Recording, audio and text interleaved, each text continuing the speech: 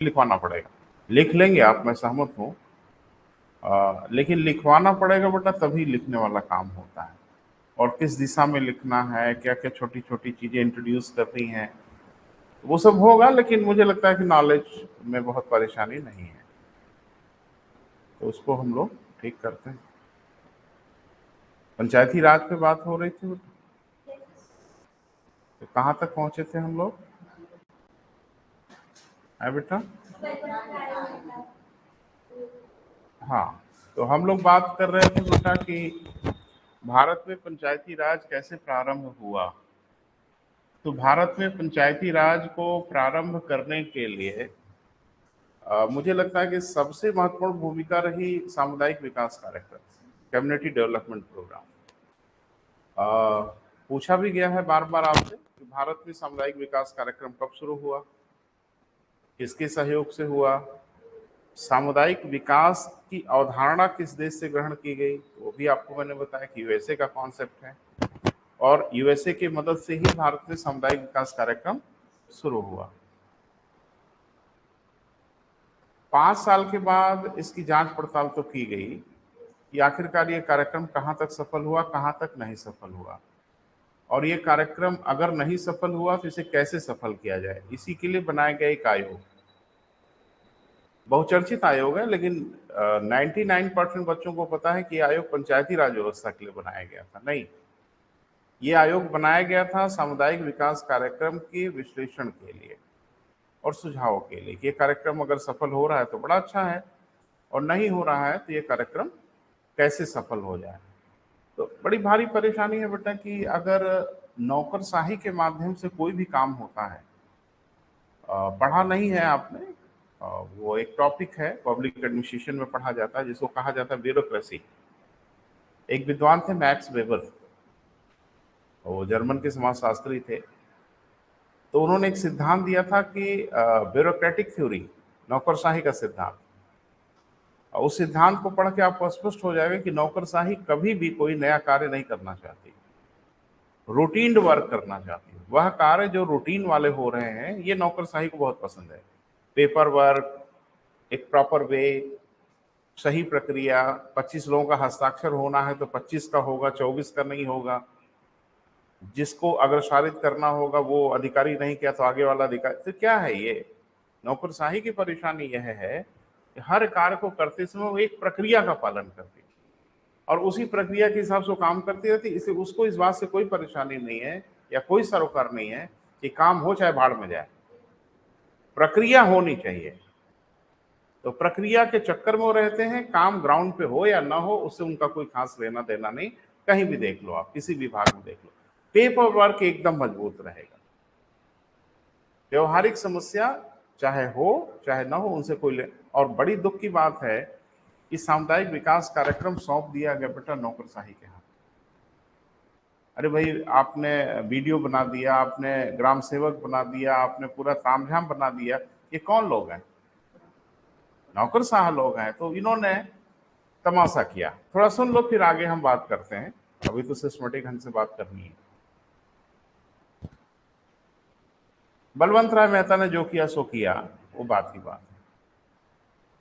बलवंत राय मेहता की रिपोर्ट पे पंचायती राज व्यवस्था शुरू भी हो गई भारत में। पंडित जवाहरलाल नेहरू थे उसमें प्रधानमंत्री। तो राजस्थान में एक जिला है नागौर, तो नागौर से पंचायती राज व्यवस्था शुरू हो गई। यहाँ ढिढोरा बहुत पीटा जाता है ना, कोई कार्यक्रम जब शुरू होता है तो इतना उत्साह रहता है कि पूछो मत। लेकिन शुरू होते समय इतना हाईलाइट किया जाएगा उस कार्यक्रम को कि जैसे अब क्रांति ही होने वाली है भारत में। वैसे ही हुआ, इसकी हवा निकल गई। अब फिर रूटीन वर्क में हो गया, चलता रहा चलता रहा। पंडित जवाहरलाल नेहरू चले गए, फिर लाल बहादुर शास्त्री आ गए, वो भी बहुत दिन तक नहीं रहे। फिर आ गए फिर उनकी सुपुत्री श्रीमती इंदिरा गांधी। और इंदिरा गांधी को पंचायती राज व्यवस्था बिल्कुल पसंद नहीं। पसंद न होने का कारण था, कारण ये था कि इंदिरा जी की व्यक्तिगत एक सोच थी कि अभी भारत के लोग इतने साक्षर, इतने समझदार नहीं हुए हैं, इनको पंचायती राज व्यवस्था दी जाए। और बड़े दुख की बात है कि आज भी हम सक्षम नहीं हैं। स्थानीय बॉडीज का इलेक्शन होता है तो यहाँ मर्डर होना शुरू होता है। इसीलिए बनाया गया था पंचायती राज व्यवस्था का गठन, इसीलिए किया गया कि यहाँ लोग लोगों की हत्या करने लगे। प्रधान बनने की वो मारामारी है कि मार ही डालते हैं। हर जगह आप देखो बड़ी भारी परेशानी हो गई। और तब जब ये बलवंत राय मेहता की रिपोर्ट आई थी, उसमें क्या रहा होगा भारत? अभी तो आज गनीमत है, थोड़े पढ़े लिखे हैं, थोड़े शिक्षित हो गए। उसमें क्या हालत थी? तो एक ट्राइबल कल्चर जैसा बिहेव हम लोगों का था, वैसे आज भी है।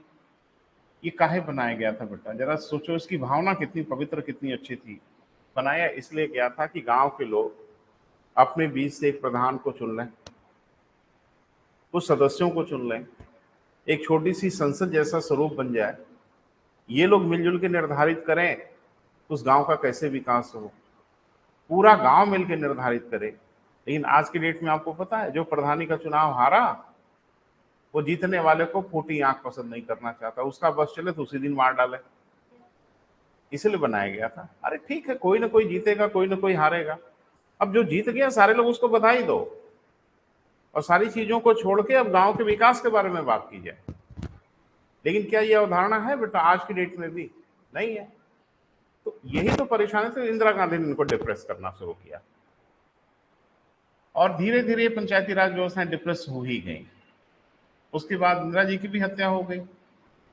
इसके बाद इनके पुत्र आए राजीव गांधी, तो जहाज वहाज उड़ाते उड़ाते चले आए, इधर प्रधानमंत्री बन गए। तो इन्होंने फिर से, नौजवान प्रधानमंत्री भी थे, तो इन्होंने फिर से इसको पुनर्जीवित करने की कोशिश किया। पंचायती राज व्यवस्थाओं को फिर से जान फूंकी जाए।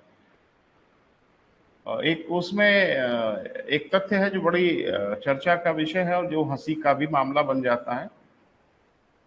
इन्होंने अपने सचिव से पूछा कि जब हम पैसा यहाँ से भेजते हैं पंचायतों के लिए, तो पैसा क्यों नहीं पहुंचता गांव तक? तो पहले ये बताओ कि अगर यहाँ से पैसा हम भेजते हैं तो गांव तक पैसा पहुंच रहा है? जिनके सचिव मुस्कुराते हुए जवाब दिए कि सर हम 1 रुपया यहाँ से भेजते हैं तो 17 पैसा पहुंचता है गांव तक। 17 पैसा मतलब 17%, 17% पहुंच पाता है। आप जरा सोचो, 17% अगर पहुंचता है तो ठीक ठाक पैसा तो रास्ते में गुम हो जाता है। तो पंडित जवाहरलाल, अरे ये राजीव गांधी ये सब चीज जानते नहीं थे, बेचारे सीधे साधे आदमी। तो एकदम से घबरा गए कि आखिर दिल्ली से जब 1 रुपया भेजा जाता है तो गांव तक 17 पैसा क्यों पहुंचता है? तो उनके सचिव ने भी मुस्कुराते हुए जवाब दिया कि सर ये सड़क से जाता है, तो गांव तक जाते जाते घिस जाता है। तो 17 पैसा पहुंचता है। मुझे लगता है बाकी तो चढ़ जाती नौकरशाही की भेंट। भाई 17% अगर निकालो तो मुझे लगता है 83% होता है। 83% पैसा नौकरशाही की भेंट चढ़ जाता है, कमीशन खोरी की भेंट चढ़ जाता है। इसी पे बड़ा नाराज हो गए राजीव गांधी। उन्होंने कहा कि नहीं नहीं, अब पैसा सड़क से नहीं जाएगा। सड़क पे थोड़ा फ्रिक्शन होता है ना, तो घिसावट हो जाती है।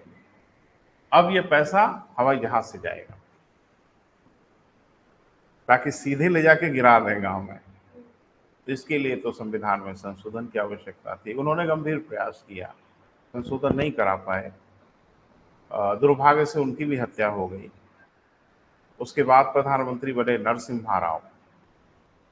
उनका नाम था पीवी नरसिम्हा राव और उन्होंने कर दिखाया, पंचायती राज व्यवस्थाओं को संवैधानिक दर्जा दिला दिया।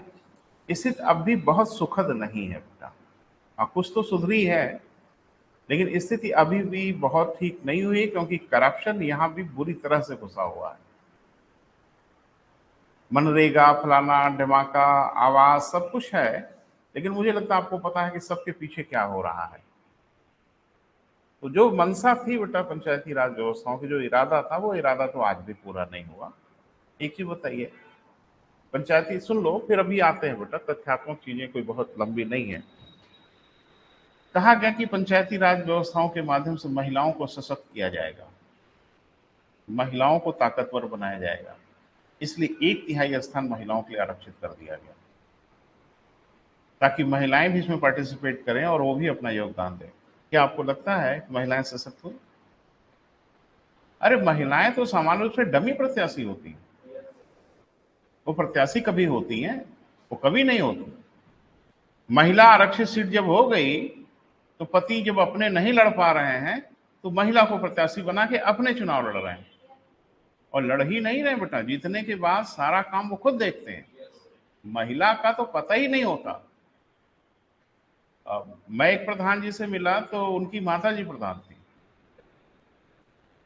हाँ, पत्नी हो जाती है, माता जी हो जाती, महिला आरक्षित है तो किसी महिला को जिताना होगा। तो ऐसे डमी प्रत्याशी को ढूंढा जाता है। तो एक लेटर पे साइन कराना था तो उन्होंने कहा कि अंगूठा लगाएंगे। हम कह रहे भैया आप तो पढ़े लिखे आदमी हो। कहे कि नहीं नहीं, मेरी माता जी पढ़ी लिखी नहीं, तो अंगूठा लगाती है। तो हम कहे कि चलिए ठीक है, फिर माता जी से अंगूठा लगवाते। कहा नहीं, हम ही लगाते हैं। अंगूठा माता जी को लगाना चाहिए, अंगूठा हम खुद ही लगाते हैं और वही वेरीफाई भी है। तो आपको पता है कि अगर कोई महिला प्रधान है तो प्रधान कौन है दुनिया जानती है। उनके हस्बैंड प्रधान है, वो बड़े शान से लिखते भी हैं प्रधान पति।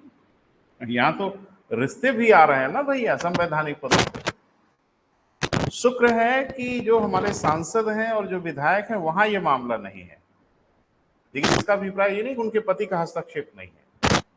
लेकिन वहां थोड़ी गनीमत है, संसद भवन में पति जाके नहीं बैठेंगे, पत्नी ही बैठेंगी, बात वही करेंगे। लेकिन पंचायतों में क्या महिलाओं को अधिकार मिल पाया? जो आपने 33% आरक्षण किया है, इससे महिलाओं को कुछ मिला बेटा? कुछ भी नहीं। हाँ, ढिढोरा पीट लीजिए कि पंचायती राज व्यवस्थाओं के माध्यम से हमने महिलाओं को सशक्त किया। कुछ नहीं किया आपने। कोई महिला प्रधान कोई निर्णय करने के लिए स्वतंत्र है ही नहीं है। जो उसके हस्बैंड कहेंगे वही वो करेगी। करना पड़ता है भाई, क्योंकि महिला को पता है मेरी औकात ही नहीं थी चुनाव जीतने की। जो हम जीते हैं सब हमारे पति की मेहरबानी है। तो बेटा ये है, इसमें बड़ी बुराइयां आ गई और इन बुराइयों को किसी कानून वगैरह से ठीक किया ही नहीं जा सकता। ये समाज ही ठीक हो पाएगा, समाज ही ठीक करेगा। तो मनसा बेटा आज भी पूरी नहीं हो पाई। आज की डेट में देखो, संवैधानिक दर्जा देने के बाद भी अभी पश्चिम बंगाल में क्या हो रहा है देखा आपने? इसलिए पंचायती राज व्यवस्था बनाई गई थी, 90 लोग मर गए।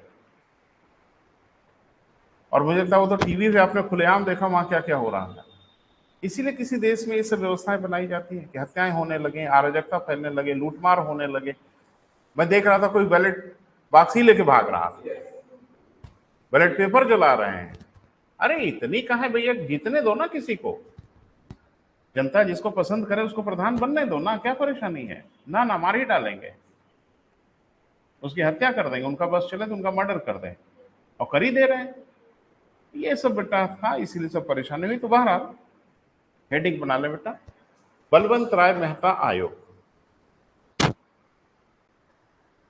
हाँ, देखिए, सामुदायिक विकास कार्यक्रमों की समीक्षा तथा सुझाव के लिए, सामुदायिक विकास कार्यक्रमों की समीक्षा तथा क्या बेटा, सुझाव के लिए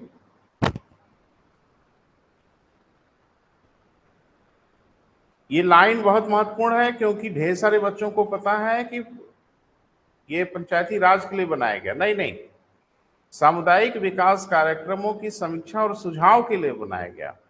क्लियर है बेटा? सुझाव के लिए 1957 में, 1957 में बलवंत राय मेहता की अध्यक्षता में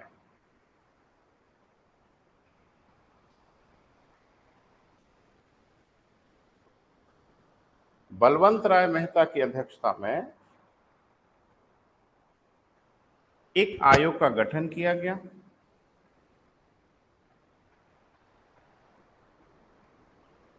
एक आयोग का गठन किया गया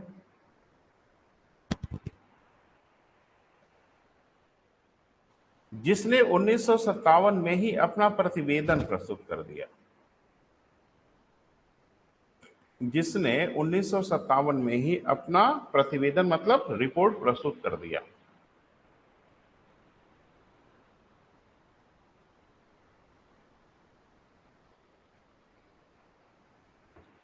ठीक है बेटा।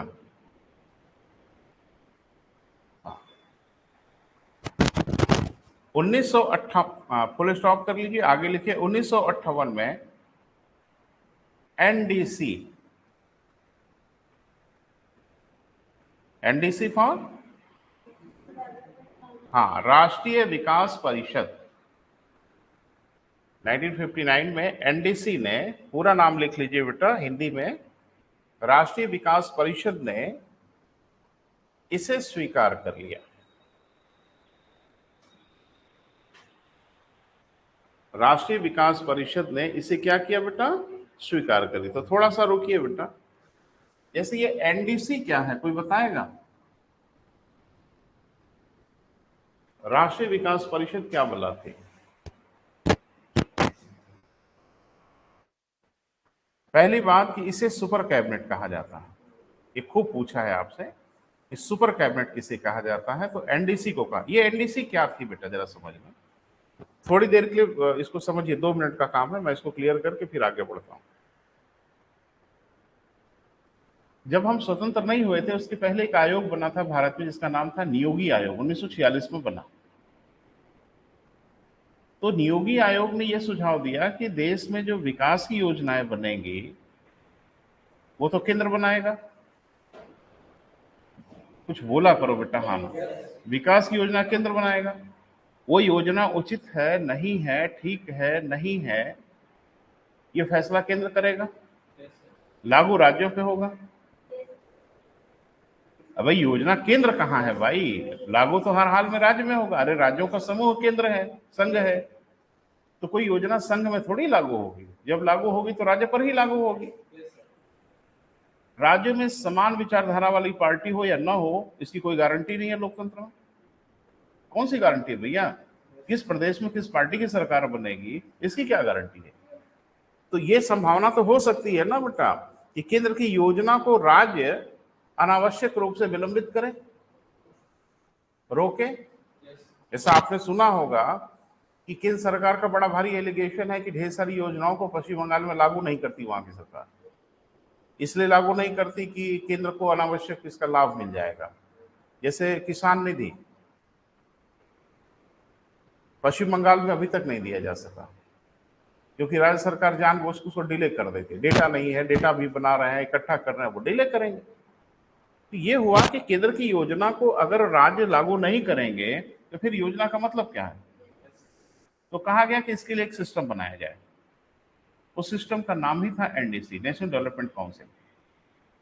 तो एनडीसी की जो डिजाइन थी वो क्या थी, जरा सुन लें। राष्ट्रीय विकास परिषद का अध्यक्ष प्रधानमंत्री होता है,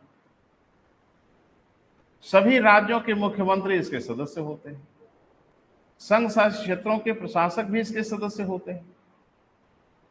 एक कमेटी बनती है जिसको एनडीसी कहा जाता है। कौन होता है? अध्यक्षता प्रधानमंत्री करेगा, सभी राज्यों के मुख्यमंत्री और प्रशासक संघ शासित क्षेत्रों के इसके सदस्य होंगे। तो अगर एनडीसी किसी योजना को हां कह दे तो फिर भारत में कौन रोकेगा इसे?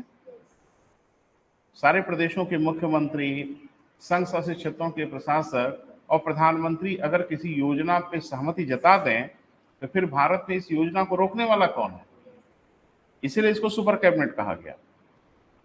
तो एनडीसी अगर इसकी सहमति दे रहा है तो आप समझ रहे हैं कि पूरा भारत इसकी सहमति दे रहा है, यानी पूरा भारत मान लिया कि हाँ भाई बलवंत राय मेहता आयोग की रिपोर्ट लागू होने लायक है। क्लियर है बेटा? क्लियर हुआ? तो एनडीसी के बारे में लिखवाएंगे नहीं बेटा, बोल दिए हैं, दिमाग में रखिएगा। 2 चीजें ध्यान रखना है कि एनडीसी की डिजाइन क्या है और एनडीसी की स्थापना कैसे की गई। तो नियोगी समिति की सिफारिश पर एनडीसी की स्थापना की गई। क्लियर है बेटा? बहरहाल, तो इसका क्या मतलब हुआ, 1958 में एनडीसी ने इसे स्वीकार कर लिया। मतलब प्रधानमंत्री, सारे राज्यों के मुख्यमंत्री और संघ शासित क्षेत्रों के प्रशासक ने इसको मान लिया कि ठीक है। और जब ठीक है तो फिर क्या परेशानी है? फिर कोई परेशानी नहीं है। अगले ही वर्ष लिखें, अगले ही वर्ष, ये लिख लिया एनडीसी ने स्वीकार कर लिया बेटा। हाँ, आगे बढ़े। अगले ही वर्ष 2 अक्टूबर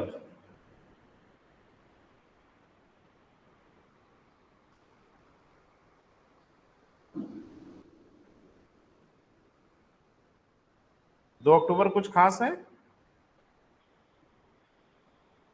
क्या भाई, याद नहीं आ रहा है। 2 लोगों का बर्थडे। तो 2 लोगों का है तो बहुत लोगों का है, 2 ही लोगों का थोड़ा ही है।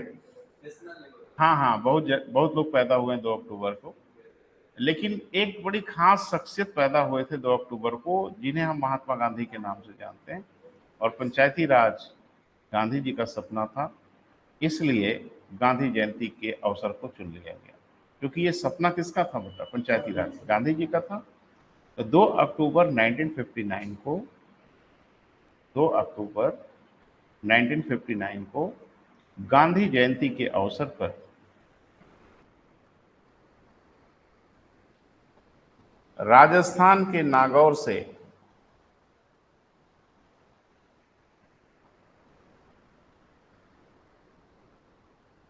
पंचायती राज व्यवस्थाओं को प्रारंभ किया गया।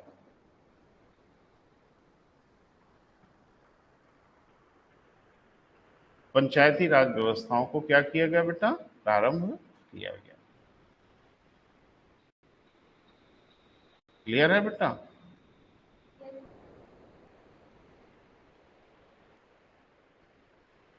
इसी वर्ष इसे आंध्र प्रदेश में भी लागू किया गया, माने धीरे धीरे शुरू किया जा रहा था। इसी वर्ष इसे कहा बेटा? आंध्र प्रदेश में भी लागू किया गया।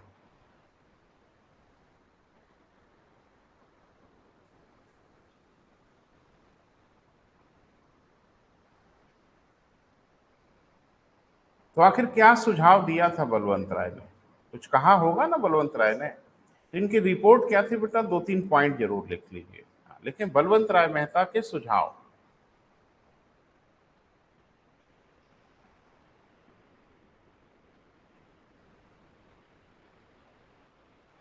इसी के लिए इनको बनाया गया था, तो कुछ सुझाव दिया होगा ना। तो क्या सुझाव दिया वो थोड़ा समझना होगा, लिखना होगा। लिखें। पहला पहला सामुदायिक विकास का मुद्दा, तो सामुदायिक विकास था ना बेटा। सामुदायिक विकास कार्यक्रमों की सफलता के लिए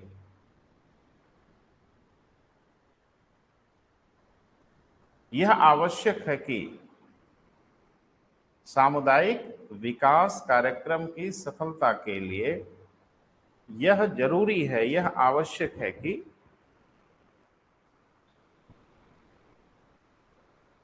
जनता की भागीदारी सुनिश्चित की जाए।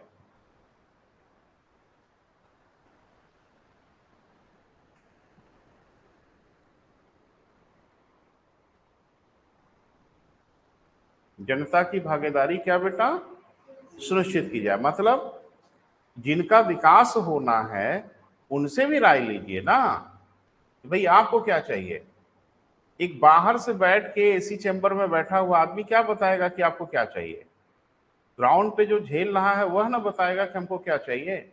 यही उन्होंने कहा कि सामुदायिक विकास कार्यक्रम तभी सफल होगा जब इस कार्यक्रम में जनता की भागीदारी ली जाएगी, सुनिश्चित की जाएगी। अब कैसे जनता की भागीदारी ली जाए?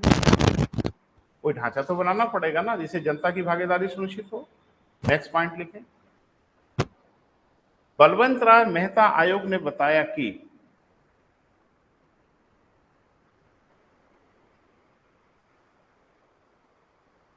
जनता की भागीदारी सुनिश्चित करने के लिए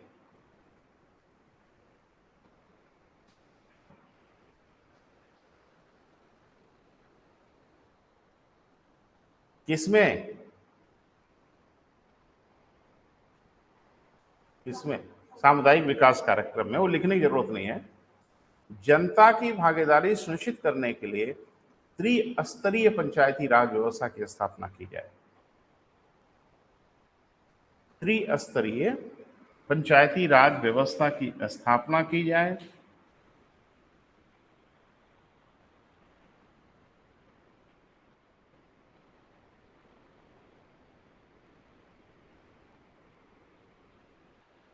तीन स्तरीय, त्रि नहीं लिख पा रहे हैं तो 3 लिख लीजिए, ठीक है। 3 स्तरीय या त्रिस्तरीय पंचायती राज व्यवस्था की क्या बेटा? स्थापना की जाए। Next point. पंचायती राज व्यवस्था के माध्यम से सामुदायिक विकास कार्यक्रमों को लागू किया जाए।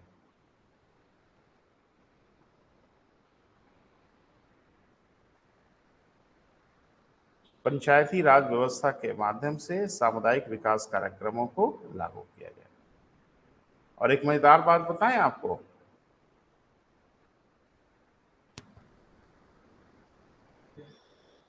लिख लीजिए,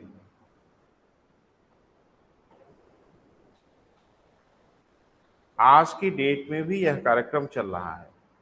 सामुदायिक विकास कार्यक्रम आज की डेट में चल रहा है और डेफिनेटली इसमें जनता की भागीदारी सुनिश्चित की जा रही है।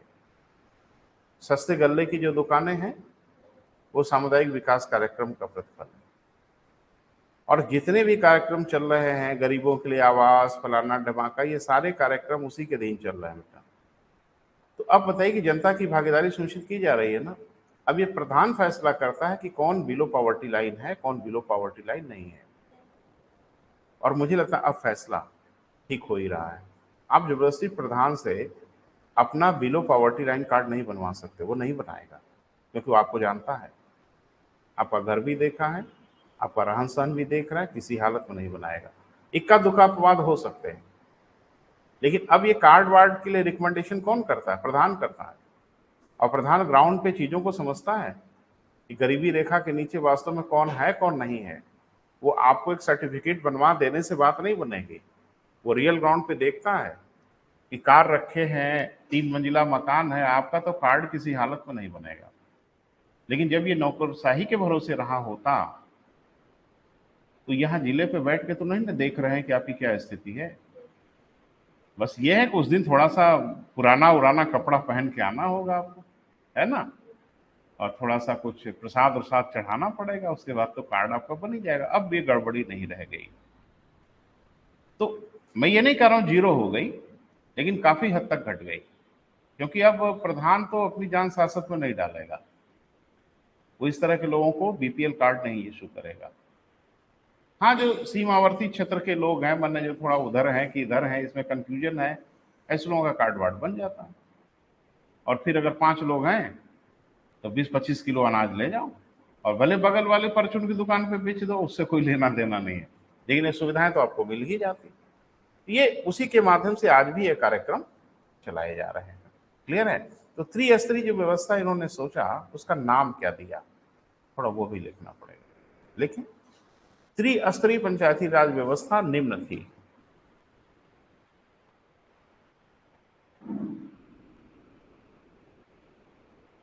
त्रिस्तरीय पंचायती राज व्यवस्था निम्न थी, यानी क्या क्या बनाया इन्होंने। तो 3 स्तर था ना बेटा। तो बलवंत राय मेहता इस समिति ने बताया कि जो त्रिस्तरीय पंचायती राज व्यवस्था होगी, इसके 3 स्तर होंगे। पहला, ग्राम स्तर पर। दूसरा, ब्लॉक स्तर पर। और तीसरा, जिला स्तर पर। इन्होंने कहा कि 3 स्तर बनाने होंगे पंचायती राज व्यवस्था के। तो ग्राम स्तर पर ग्राम पंचायत, ब्लॉक स्तर पर क्षेत्र पंचायत या पंचायत समिति। इसको क्या नाम दिया गया बेटा? ग्राम पंचायत नाम रखा जाए। क्लियर है बेटा? और इसको क्षेत्र पंचायत या पंचायत समिति कहा। और जिला स्तर पे जिला पंचायत।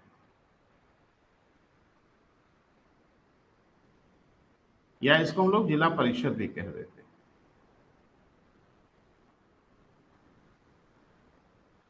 सामान्य रूप से लोग जिला पंचायत ही कहते हैं, तो उसी को लिखो, इसको बल्कि ना लिखो। तो कहा कि 3 स्तर बनाए जाएं। बलवंत राय मेहता ने सुझाव दिया कि पंचायती राज व्यवस्था का 3 स्तर बनाया जाए।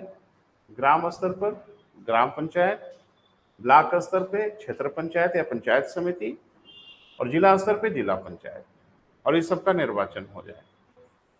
निर्वाचन क्यों कराया जाता है? क्योंकि इससे जनता के प्रतिनिधि आते हैं, इसमें ब्यूरोक्रेसी नहीं होती। हाँ, कहा है यहाँ अधिकारी नियुक्त कर देते, तो फिर ब्यूरोक्रेसी घुस जाती। ये कहा गया कि नहीं नहीं, जनता फैसला करे कि इसमें कौन कौन लोग आएंगे। तो यही जो लागू किया गया बेटा नागौर से, वो त्रिस्तरीय पंचायती राज व्यवस्था लागू की। बड़े जोर शोर से शुरू हो गया कि अब भारत में क्रांति हो ही जाएगी, क्योंकि गांधी जी का सपना पूरा हो गया। लेकिन बड़े दुख की बात थी कि ये संवैधानिक नहीं था, मनमर्जी थी कि हो तो हो, ना हो तो ना हो। तो खैर, पंडित जवाहरलाल नेहरू जब तक थे तब तो बड़े जोर शोर से काम हुआ, बहुत बढ़िया काम हुआ। फिर बाद में मैंने बताया कि इंदिरा जी के आते आते कहानी डगमगाने लगी। इंदिरा जी ने इसको नहीं, डिप्रेस नहीं किया जाता, ध्यान नहीं दिया। तो ध्यान ना देना भी डिप्रेस करना ही है, कि आप अगर ध्यान नहीं दे रहे हैं तो आप इग्नोर कर रहे हैं, अवॉइड कर रहे हैं। उन्होंने अवॉइड किया, खत्म हो गई व्यवस्था, इंदिरा जी ही खत्म हो गई। पढ़ा ही होगा आपने, उनके बंगले पे हत्या हो गई। सतवंत सिंह, बेअंत सिंह और केहर सिंह, कौन सिंह, सब लोग मार डाले उनको। बोले बेटा, ये तो बहुत बाद में घटना हुई, लेकिन उसके पहले घटना हुई थी, वो आपको जानना बहुत जरूरी है। बीच में एक गैर कांग्रेसी सरकार आ गई। जब इंदिरा जी ने आपातकाल लगाया था, उसके बाद जनता ने इंदिरा जी को हटा दिया। बोल नहीं रहे। उसके बाद भारत में पहली बार एक गैर कांग्रेसी सरकार बनी, जिस पार्टी का नाम था जनता पार्टी। खैर, आज की डेट में वो पार्टी है ही नहीं है। आप कहेंगे है तो सर भारतीय, तो भारतीय जुड़ गया ना। उस पार्टी का नाम जनता पार्टी था, और उस पार्टी के मोरारजी देसाई प्रधानमंत्री बने पहली बार। तो ये हमेशा इस देश की एक है बेटा, वो साइकोलॉजी है कि जब भी कुछ बड़ा परिवर्तन होता है तो जनता सही में उत्साहित हो जाती है। जैसे आपके यहाँ पहली बार एक युवा मुख्यमंत्री बने प्रदेश में, लो कितने उत्साहित थे हम। लगा कि अब तो कायाकल्प प्रदेश का हो ही जाएगा, लेकिन बहुत जल्द सब क्लियर हो गया कि कुछ नहीं होना, बेवजह का उत्साह है। अब जाहिर सी बात है कि जब जनता पार्टी की सरकार आई थी, इन लोगों ने फिर से जान फूंकने की कोशिश की हर तरफ।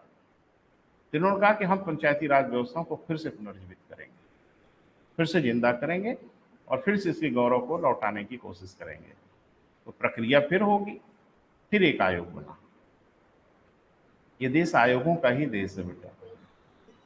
तो जनता पार्टी की सरकार ने फिर एक आयोग बनाया, और सौभाग्य से उसका भी नाम था अशोक मेहता आयोग। अब ये तुक था कि वो बलवंत राय मेहता थे या अशोक मेहता थे, ये तुक के अलावा बाकी कुछ नहीं था। एक कह सकते हैं ना कि एक फॉर्चुनेटली, सौभाग्य से दोनों मेहता दिख गए। तीनों ने 77 में अशोक मेहता आयोग का गठन किया। किसने? मोरारजी देसाई आयोग ने। और कहा कि आप रिकमेंड करिए कि पंचायती राज व्यवस्थाओं को फिर से कैसे जिंदा किया जाए, है ना बेटा। तो उन्होंने रिकमेंड किया, उन्होंने कहा कि त्रिस्तरीय नहीं, 2 स्तरीय व्यवस्था हो। शुरू भी किया गया, अशोक मेहता आयोग को लागू भी किया गया। कई रिकमेंडेशन दिया उन्होंने, अच्छा रिकमेंडेशन दिया, लागू किया गया, लेकिन वो सरकार ही नहीं चल पाई। वो सरकार गिर गई, फिर से इलेक्शन हुआ, इंदिरा जी फिर जीत के आ गई। और इंदिरा जी ने कहा कि ढूंढो कहाँ गया अशोक मेहता, पकड़ो। नहीं नहीं, कहाँ है, पकड़ो दकड़ो भैया। लेकिन ये कि सब फिर वही पुराना ढर्रा फिर लौट आया। तो हेडिंग बना ले बेटा, अशोक मेहता आयोग। अशोक मेहता आयोग।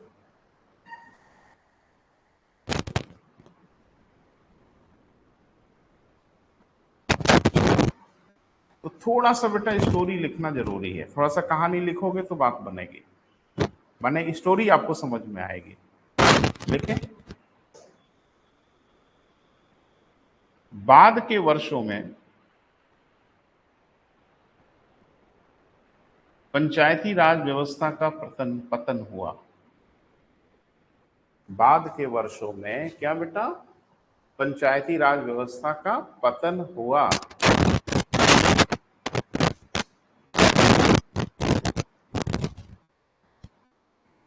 देखो एक बात, अमूमन जब हम लिखते हैं बेटा मुख्य परीक्षाओं में या नोट्स बनाते हैं, तो किसी राजनीतिक पार्टी या किसी व्यक्ति पे सीधे सीधे आक्षेप नहीं लगाना है, लेकिन कुछ जगहों पे आक्षेप लगाना ही पड़ेगा, क्योंकि इतनी अति हुई है कि एग्जामिनर भी चाहते हैं कि आप उस बात को थोड़ा सा क्लेरिफाई करिए। जैसे आपने लिखा कि पंचायती राज व्यवस्थाओं का पतन हुआ, और डेफिनेटली अगर पतन हुआ इसके पीछे कोई ना कोई जिम्मेदार तो होगा ही होगा, और इसके पीछे कोई जिम्मेदार नहीं था, सिर्फ और सिर्फ इंदिरा गांधी जिम्मेदार। लिखो लिखो, लिखने में कोई हर्जा नहीं। मुख्य रूप से इंदिरा गांधी के शासनकाल में।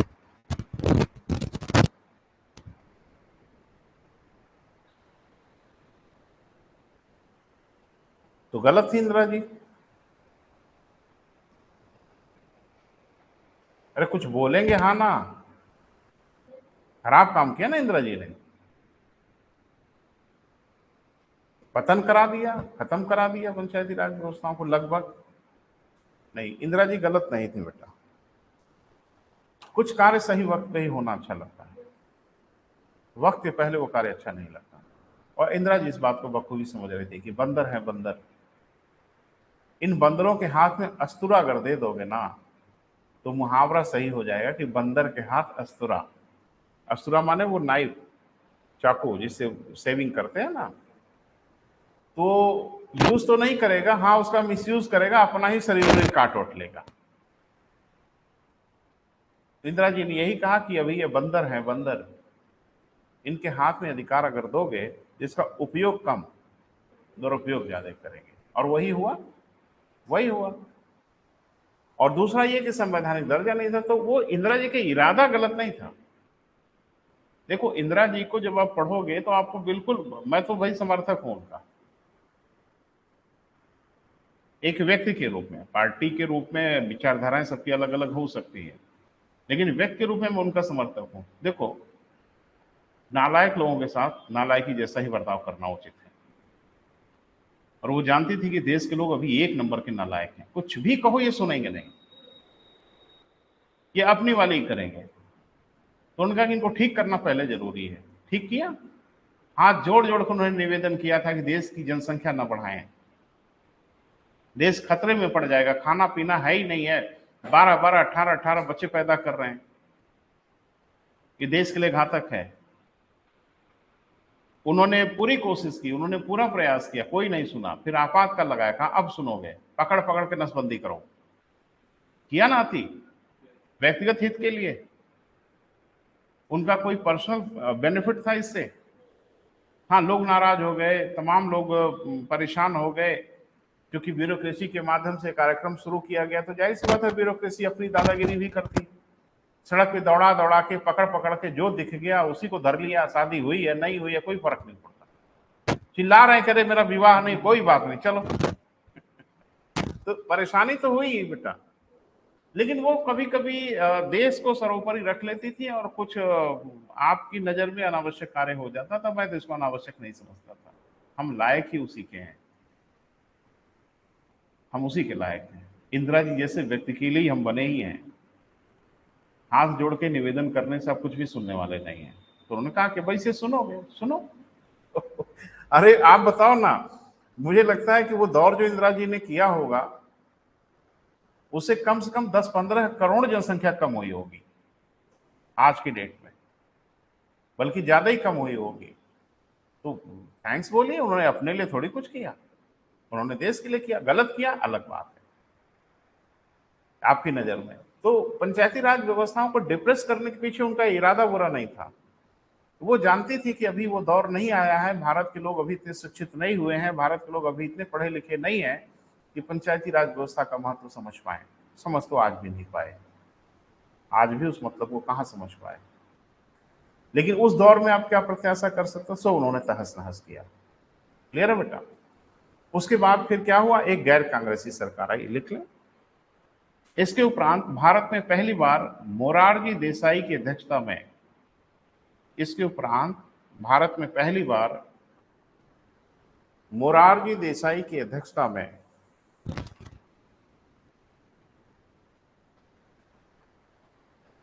गैर कांग्रेसी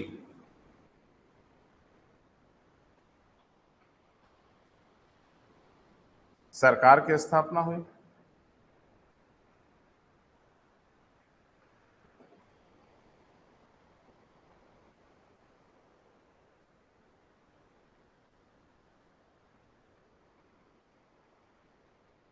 जिसमें मोरारजी देसाई प्रधानमंत्री बने।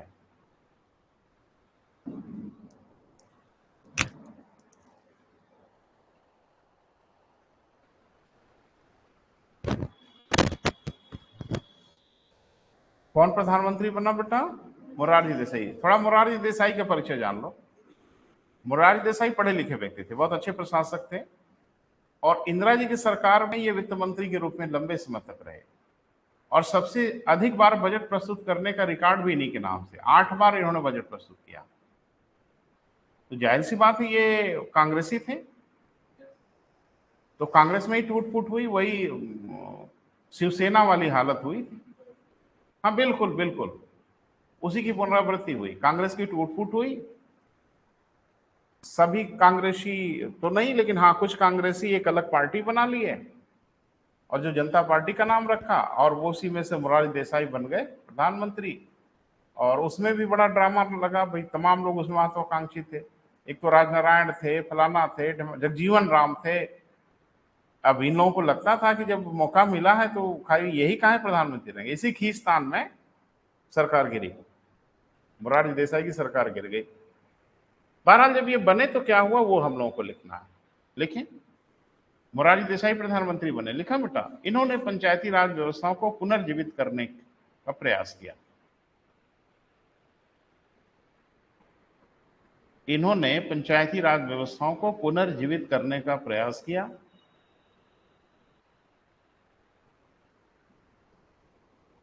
अशोक मेहता की अध्यक्षता में,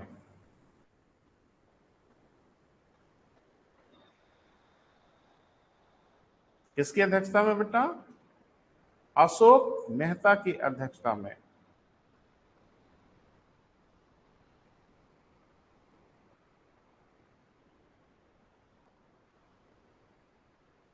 इन्होंने एक आयोग बनाया जो अशोक मेहता आयोग कहलाया।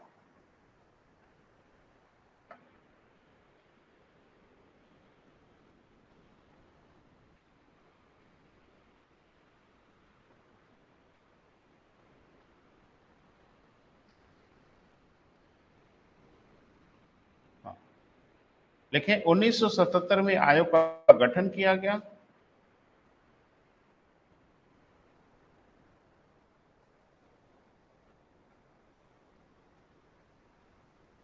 उन्नीस में आयोग का गठन किया गया, जिसने 1978 में अपना प्रतिवेदन प्रस्तुत किया।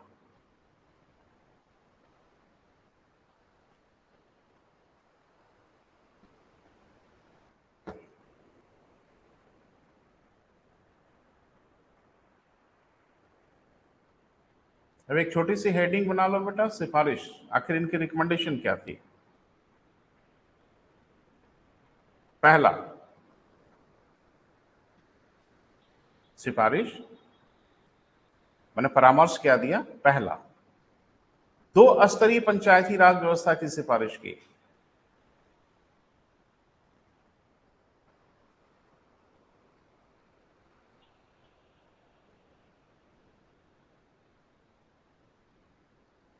पहला,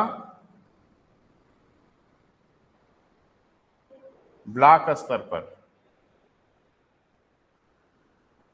और दूसरा जिला स्तर पर।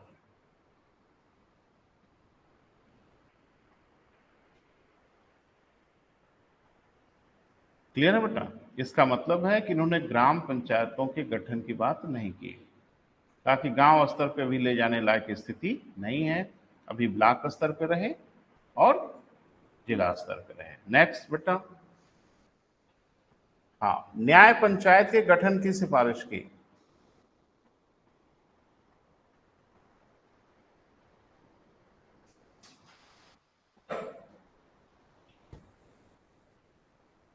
न्याय पंचायत के गठन की सिफारिश की कि न्याय पंचायत भी बनाई जाए।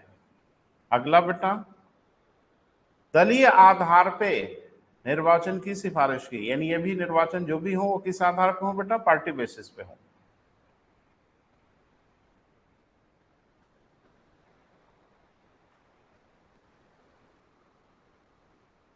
हाँ, निर्वाचन के लिए, नेक्स्ट पॉइंट, निर्वाचन के लिए राज्य चुनाव आयोग का गठन किया जाए। तो आज की डेट में राज्य चुनाव आयोग है ना बेटा, इसकी पहली बार सिफारिश किसने किया था, अशोक मेहता ने किया। क्लियर है बेटा, हाँ, लिखें, पंचायतों को कर लगाने की शक्ति दी जाए।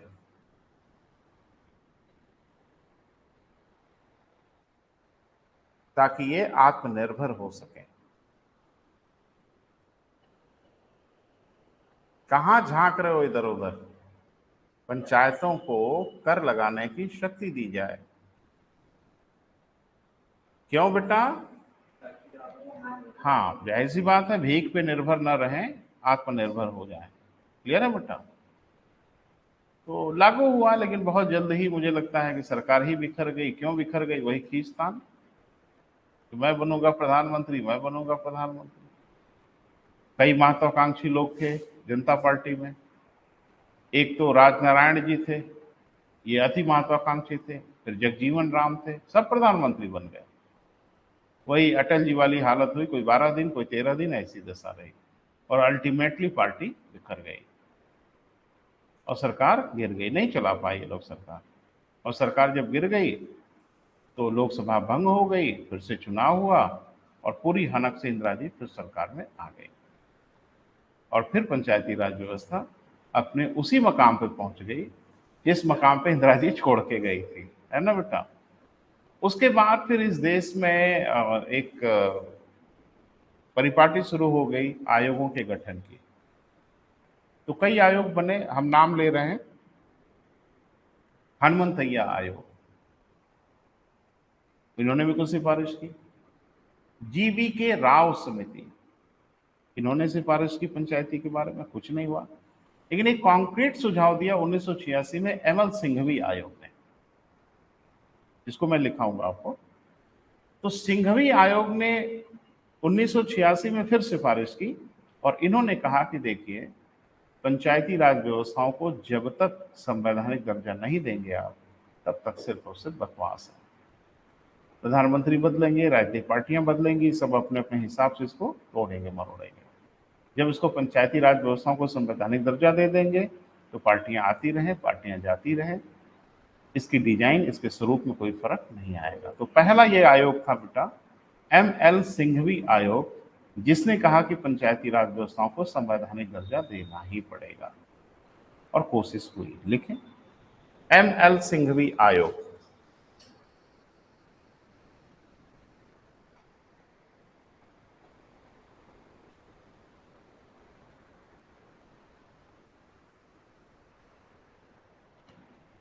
एमएल सिंघवी आयोग 1986।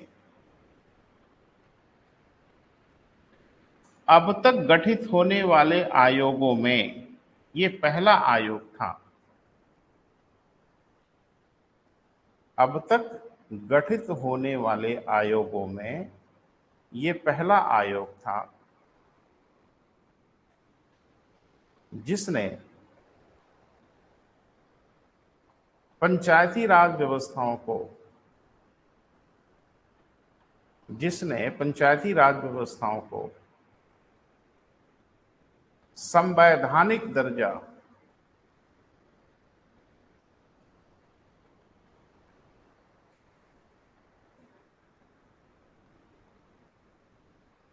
जिसने पंचायती राज व्यवस्थाओं को संवैधानिक दर्जा देने का सुझाव दिया। इसलिए महत्वपूर्ण है बेटा।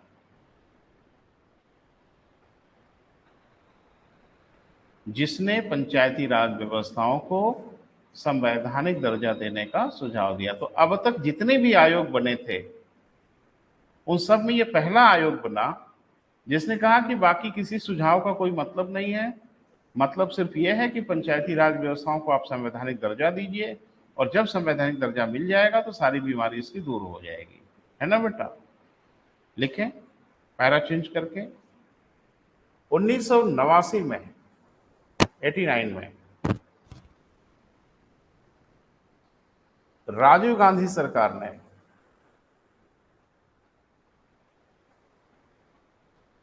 राजीव गांधी सरकार ने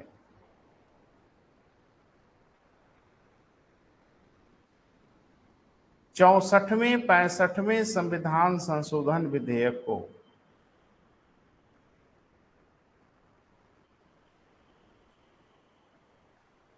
प्रस्तुत किया ताकि इन्हें संवैधानिक दर्जा प्रदान किया जा सके। ये बहुत इंपॉर्टेंट है बेटा।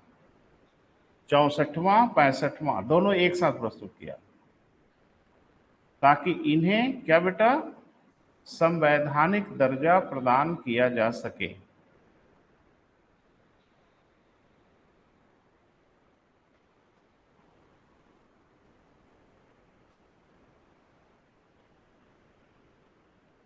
यह संविधान संशोधन विधेयक पारित नहीं हो सका। यह संविधान संशोधन विधेयक क्या बेटा पारित नहीं हो सका, पारित नहीं हो पाया। ठीक है,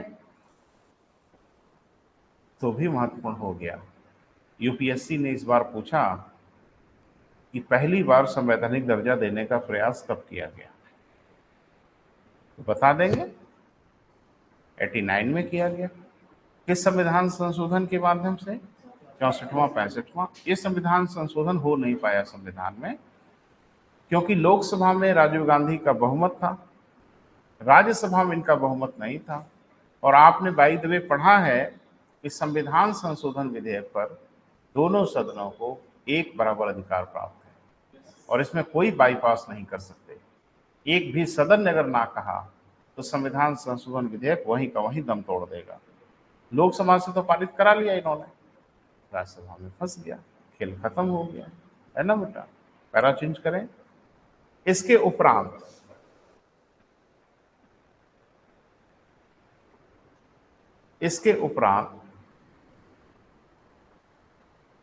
पीवी नरसिम्हा राव, नाम सुना है ना बेटा?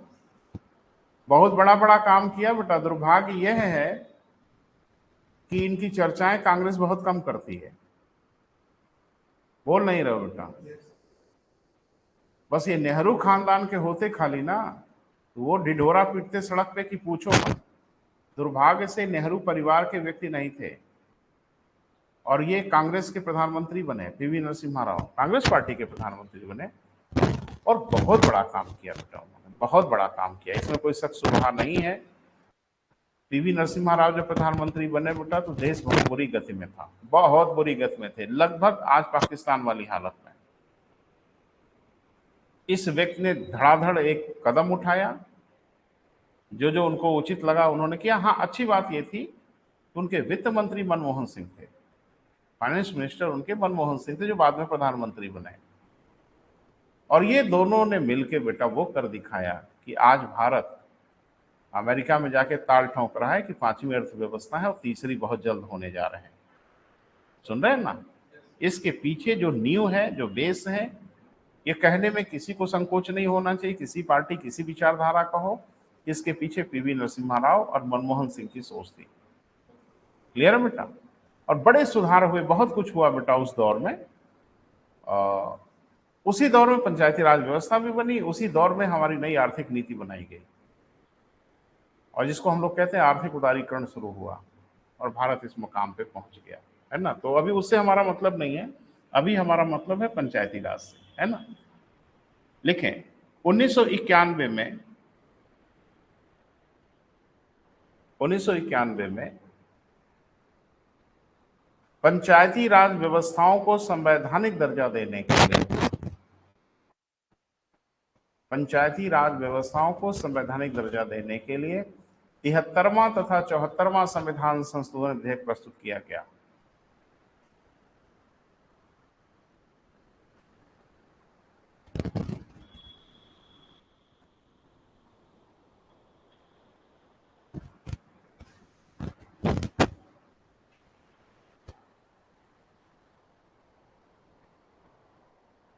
जो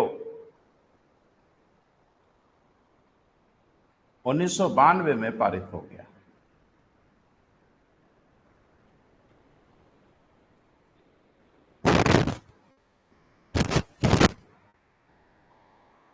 ठीक है, 20 अप्रैल 1993 को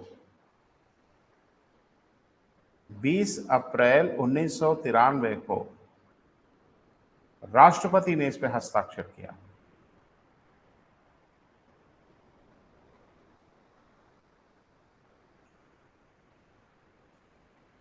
क्लियर है बेटा? इस प्रकार पंचायती राज व्यवस्थाओं को संवैधानिक दर्जा प्राप्त हुआ।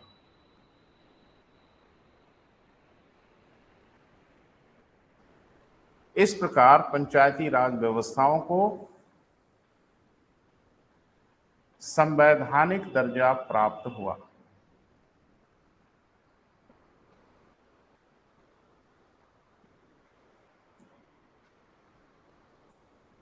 ठीक है बेटा, 2 पॉइंट लिखेंगे और अब हम लोग विस्तार में जाएंगे। पहले 2 पॉइंट लिख लीजिए, फिर अब डिटेल में बेटा पढ़ना है ना। पहला पॉइंट लिखें, 73वां संविधान संशोधन विधेयक,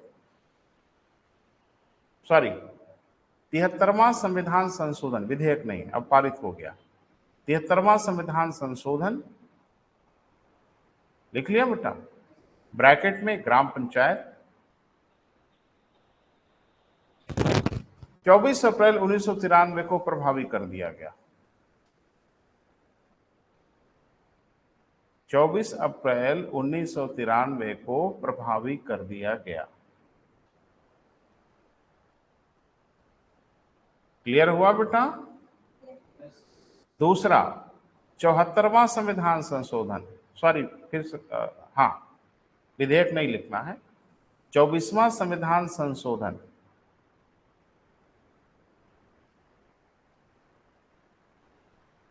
ब्रैकेट में लिखिएगा नगर पंचायत,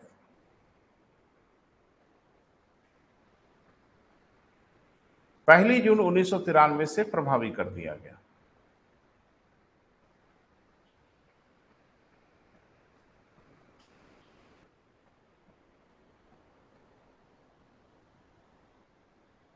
क्लियर हुआ बेटा? अब आज एक हेडिंग बना लें और अब विस्तार से चलेंगे। पहला हेडिंग बनाइए, 73वां संविधान संशोधन।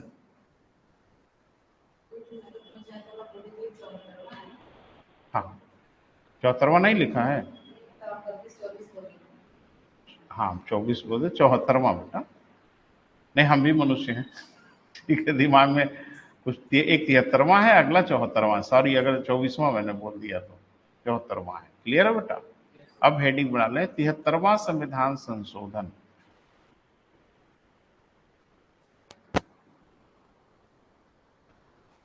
क्लियर है बेटा? तो विस्तार से जाना है तो आधा नहीं छोड़ेंगे बेटा, है ना। तो कल हम इसको कल तो नहीं शुरू करेंगे, लेकिन अगले लेक्चर में शुरू करेंगे। कल आपका टेस्ट होगा, ना हो? हम बताएं भाई, अगर कहें तो ना हो, बिल्कुल होगा, आपके कहने